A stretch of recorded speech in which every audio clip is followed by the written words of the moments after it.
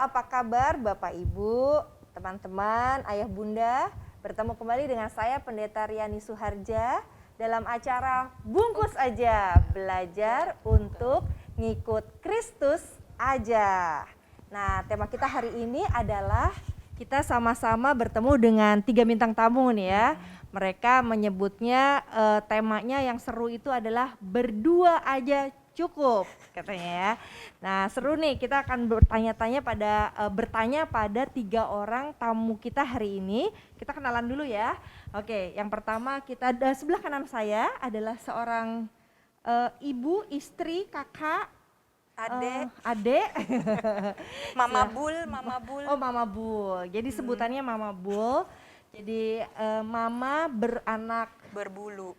Beranak berapa? 9 ekor gitu ya. Oke, jadi tokoh berdua aja cukup. Pernikahan berapa tahun Kak? 17 lewat. 17 lewat ya, 17 tahun. 16 lewat ya, Maaf sampai kelamaan. 16 ya. Oke, gak apa-apa, tahun depan 17 kan? Bener juga. Jadi oke, 16 lewat dengan 9 ekor beranak bulu ekor gitu ya. Oke, yang kedua Kak Fasya, pernikahan berapa tahun Kak? Aku 7 tahun. 7 tahun. Iya. Oke, Kak Justin 15 tahun. 15 tahun. Oke. Nah, jadi kakak-kakak ini kan punya pengalaman hidup pertama kali menikah 16 tahun yang lalu, 7 tahun yang lalu, 15 tahun yang lalu gitu ya. Pastinya memang cuma berdua.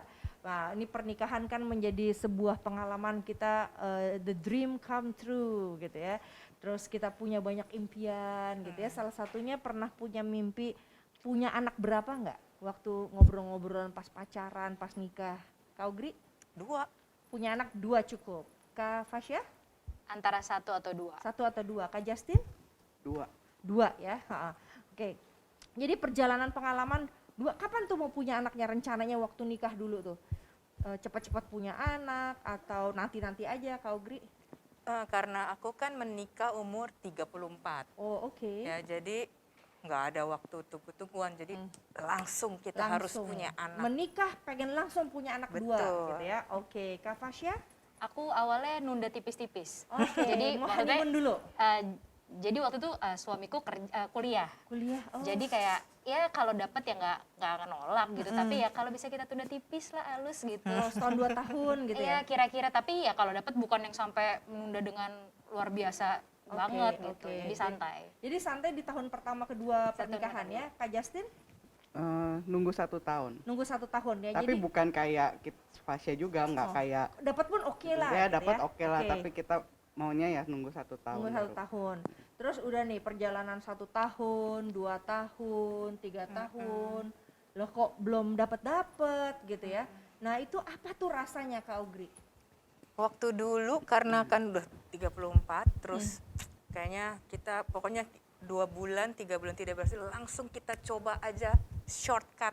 Oh, Langsung inseminasi. inseminasi. Tapi kayaknya katanya inseminasi itu 50% itunya, probability. Nggak berhasil, langsung bayi tabung. Jadi dari insem langsung bayi tabung dalam 1 tahun pertama itu? Wow. Oh, so Karena fast. tidak mau buang waktu. Buang waktu. Ya. Jadi begitu 1 tahun pernikahan langsung bayi tabung.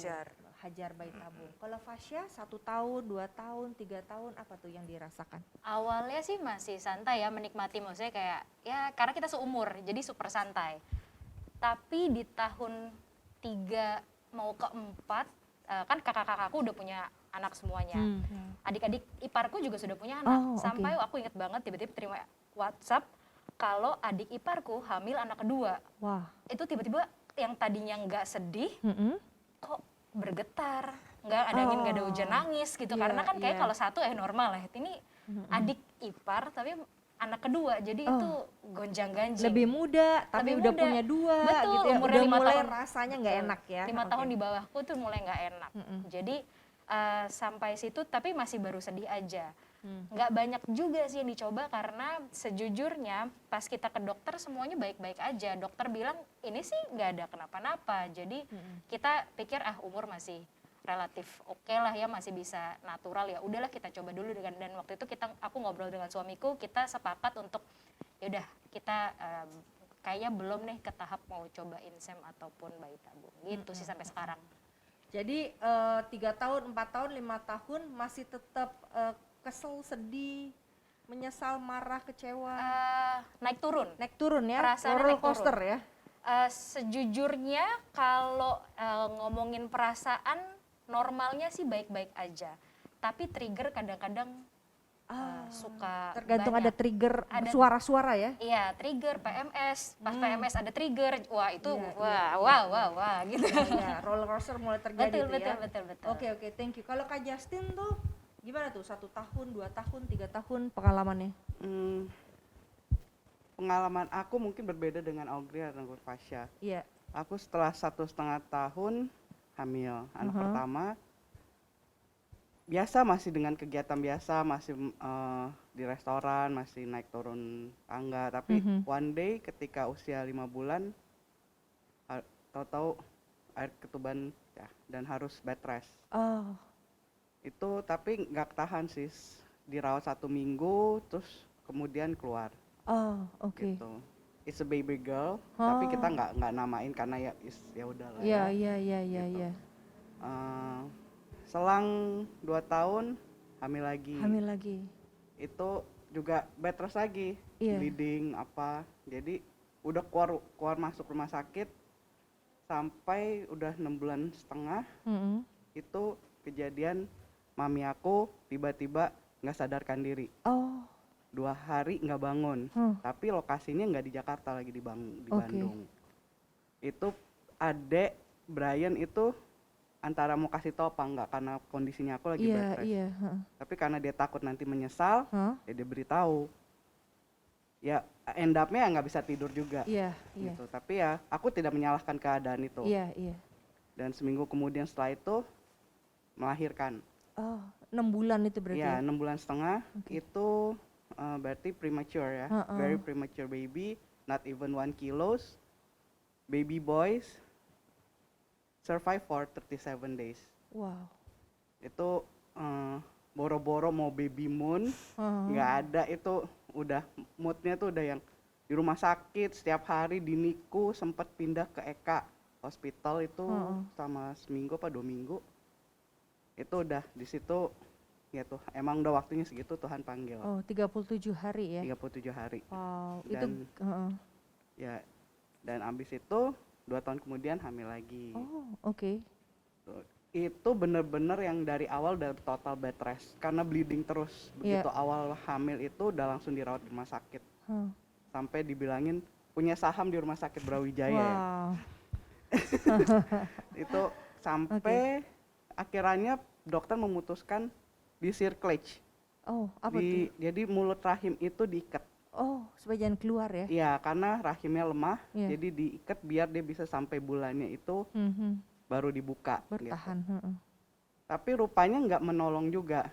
Jadi ketika di usia 5 bulan juga, itu tiba-tiba saya ngerasa kok nggak enak gitu, kayak bleeding. Terus akhirnya masuk rumah sakit, cek pertama, udah dirawat ya, ini babynya masih ada, oke. Nah besokannya pagi biasa mereka rutinitas cek, tapi suster nggak nemu. Nah ini aku udah, ya namanya kita yang hamil kita udah feeling, oh ini udah nggak ada nih gitu. Tunggu dokter gitu. Nah itu sampai akhirnya kasih tahu suami belum kebetulan nggak langsung datang, tiba-tiba papa saya yang datang, padahal lebih jauh gitu. Kok bisa datang? Iya pas lagi di gereja. Jadi papa yang nemenin di awal, dia yang sibuk, dokternya mana, ini bayinya kan udah meninggal di dalam, jadi kita udah keracunan kan. Dan orang bilang kita seorang ibu tuh melahirkan tuh nyawa yang dipertaruhkan, itu sangat benar. Karena di saat itu saya udah bilang, karena saya tahu sesak napas apa, saya bilang pas suami saya datang, saya bilang kayaknya aku mau mati. Aku bilang karena aku udah ngerasa nggak enak banget gitu. Tapi ya Tuhan juga berencana lain, semua prosesnya berjalan lancar, ya lahir itu yang ketiga juga baby girl, gitu. Tapi ya setelah itu, nah ini ada pertentangan antara suami dengan aku gitu kan. Suami juga nanya sama keluarga, masih worth it nggak untuk nyoba lagi gitu. Karena kan kita struggling juga gitu, bukan dari selain dari perasaan, financial juga ya kan. Iya. Jadi kita juga, dan tanteku bilang punya anak itu nggak harus dari kita sendiri. Oh, gitu. iya. Kalian aja yang nanti memutuskan apakah Iya. mau adopsi atau apa. Dan yaudah akhirnya kita jalanin aja, terus sempat konsultasi ke dokter. Dokter bilang, dokter yang kita pindah itu dia bilang, if you follow me at least I promise you have one. Tapi waktu saat itu masih baru 3 bulan kejadian, kita juga, aku ya sih yang lebih trauma, masih belum mau gitu. Sampai akhirnya berjalan beriring waktu, terus aku juga umur juga bertambah ya kan, menginjak umur 40, sekarang udah 45 ya kan. Terus pas waktu 40 itu aku udah bilang aku udah nggak mau. Tapi aku tanya juga sama suami gimana gitu, dan suami bilang ya udah nggak apa-apa. Dia bilang bukannya kita nggak bisa punya anak, dia bilang kita udah pernah kan punya anak. Dia bilang, jadi ya udah, tujuan kita nikah bukan untuk punya anak. Dia bilang gitu. Jadi ya udah, kita karena suami juga udah mengiyakan. Dari pihak orang tua saya, mamiku terima, papiku yang masih berat. Gitu, dia masih terus coba ini kanan kiri, tapi mamiku yang selalu ingetin udah itu keputusannya dia. Gitu. Jadi ya kalau dari suami ya kan mertua aku juga umurnya udah lanjut, jadi dia juga nggak terlalu mendesak. Jadi ya untuk keluarga sih nggak ada tekanan untuk ini. Itu sih yang paling penting. Tapi untuk support dari kanan kiri ya suami lah. Ini sekaligus pertanyaan kedua menjawab pertanyaan ketiga gitu ya. Thank you banget untuk sharingnya. Itu bermanfaat sekali buat orang-orang yang ada di sekitar kita ya, untuk khususnya orang-orang yang punya family mengalami seperti yang Kak Justin alami, Kak Fasya alami, dan Kak Ugri alami. Makasih banget untuk sharing ini semua, karena berharga dan nggak semua orang pasti mau tanya seperti ini gitu ya. Dan kita nggak akan cerita ke semua orang setiap kali kita berjumpa dengan mereka gitu ya. Jadi berharga banget. Terus yang tadi aku mau tanya, jadi rasanya selama menjalani anak pertama, kedua, ketiga gitu sampai akhirnya semuanya Tuhan ambil gitu ya, Tuhan panggil pulang, itu rasanya apa sih? Waktu yang nomor 2 itu kita otomatis tentu karena kita pengen banget ya. Jadi kita doanya kalau Tuhan kasih, kita berapapun persennya, kalau dibilang sama dokter kan kemungkinan besarnya akan cacat. Kita terima gitu. Dan waktu itu orang tua saya juga agak berat, kok kita bisa mengambil keputusan seperti itu gitu. Aku bilang kalau Tuhan kasih kenapa enggak? Aku bilang gitu, pasti kita dikasih jalan. Terus tapi ketika saat kita melihat, tepatnya aku sih yang ngelihat, kayaknya udah waktunya gitu ya. Maksudnya doanya kita pun berubah. Gitu. Tunggu, hold dulu sampai doa berubah. Tapi pengalaman rasa itu kan ada ya pastinya ya. 1, 2, 3 berharap. Terus Ada kecewa. Kecewa ya. Kecewa ada ya. Kecewa pada siapa nih ya?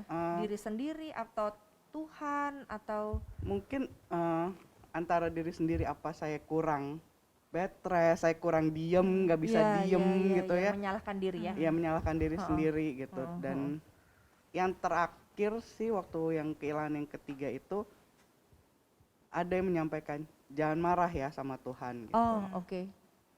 Dan itu works? Nasihat seperti itu? Enggak ya. Jadi waktu itu saya jangan pernah nyuruh orang begitu ya. Panik. Sangat marah. Marah.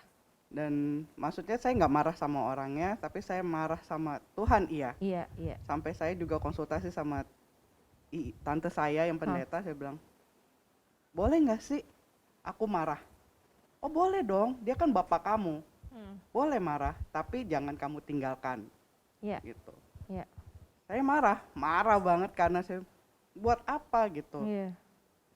Kau kasih aku 3 kali, tapi kau ambil juga gitu. Untuk apa? Iya, gitu. iya, iya. Apa yang kau akan berikan ke aku gitu kan? Iya. Kita nggak bisa ngelihat ke depannya nih apa gitu kan? Iya, iya, iya. Jadi iya. itu butuh waktu agak lama sih. Lama ya. Berapa tahun tuh kira-kira? Kalau untuk menghindar dari gereja sih nggak lama lah, Oh, karena oke. ada komunitas dari Serafim juga mereka Wow. merangkul terus kan. Oke. Jadi itu antara hampir setengah tahun ya, Wow. itu kembali lagi untuk aktif. Wow. Gitu. Itu cepat loh. Cepat banget ya untuk orang yang lagi Tapi untuk grievingnya grievingnya. Heeh. kan untuk 1 sama ketiga mungkin karena saya nggak pegang nggak apa ya, Oh, oke. jadi itu nggak terlalu berat. Karena yang nomor 2 kan udah 37 hari ya. udah Dinicu kita gitu kasih kan. nama, udah Oh, kita oke. baptis pula gitu kan. Heeh, heeh, Jadi heeh. itu yang berat. Mm-mm, Itu untuk melepas grievingnya itu tahun 2019 baru saya bisa lepas. Berapa tahun tuh jadinya? Dan itu 2011 ya nggak Heeh. adanya. Wah, 8 tahun. Ya, itu 8 tahun ya. dilepas karena karyawan ada yang hamil, butuh baju baby cowok. Oh, oke. Hold. Kita di episode 2 itu nanti ceritanya. Maaf, kita punya 2 episode saudara-saudara. Ya, jadi Nggak kita boleh cerita yang dulu dulu. rasanya itu apa gitu ya. Karena katanya orang grieving juga nggak boleh cepet-cepet, betul nggak? Iya. Bisa 8 tahun gitu ya. Berapa tahun ada grievingnya? Baru sebenarnya kejadiannya. Oh, Terus berat. sorry. Iya nggak? Aku tuh nggak pernah ada kejadian kayak pegang. Aku tuh nggak pernah coba tes pack atau karena selalu tuh datang bulan gitu. Terus waktu itu tuh sempet nggak. Wah udah 8 hari aku telat. Udah GR-nya luar biasa. Iya, Karena nggak pernah terjadi. iya. Terus aku lagi liburan sama keluarga. 2 bulan lalu kejadiannya. Terus, tapi waktu itu tuh aku mikir, pas lagi liburan nih di hotel, udah kayak, oh kan katanya kan paling pagi nih ya, harus ininya untuk coba. Terus, aku tuh sampai gak bisa tidur. Tapi kayak hari itu tuh kayak, enggak deh. Terus agak konyol, aduh Selasa gue udah kerja lagi, kalau aku tahu tiba-tiba aku positif, kayaknya aku kok gak konsen nih kerjanya Selasa. Kalaupun masih telat sampai Selasa, ya udah deh, pasti berarti kan aman gitu. Terus sorenya, jadi aku gak ngecek pagi gitu. Sorenya tiba-tiba lagi ke toilet, hadir dia. Terus tapi lagi acara keluarga nih, mau nangis, bingung gitu, kayak bingung gitu, perasaannya tuh kayak kosong gitu. Yang pertama kali nyamperin aku itu ponakan-ponakanku. Terus kayak cuma ya udah main-main gitu, itu mendistraksi. Tapi